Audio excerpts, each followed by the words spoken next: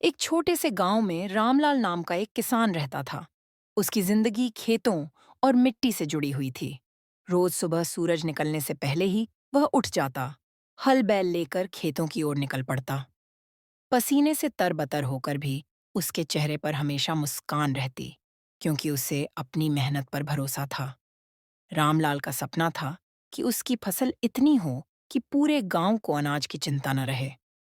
लेकिन उस साल बारिश देर से आई, खेत सूखने लगे और बीज अंकुरित नहीं हो पाए। गांव के कई किसान परेशान होकर कर्ज के बोझ तले दब गए। रामलाल के मन में भी डर था, लेकिन उसने हिम्मत नहीं हारी।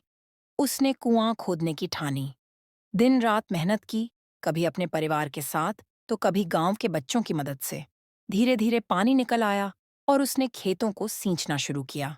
उसकी लगन और मेहनत देखकर बाकी किसान भी प्रेरित हुए और सबने मिलकर अपने खेतों में काम शुरू किया। कुछ ही महीनों में सूखी जमीन हरी भरी हो गई। धान और गेहूं की बालियां लहलहाने लगीं। गांव में फिर से रौनक लौट आई। लोग कहते थे, अगर रामलाल हार मान लेता तो आज हमारा गांव भूखा रह जाता। फसल कटने के बाद जब अनाज के ढेर घर में आए, तो रामलाल ने सबसे पहले भगवान को धन्यवाद दिया और फिर गांव के उन गरीब परिवारों को अन्न बांट दिया जिनके पास कुछ नहीं था।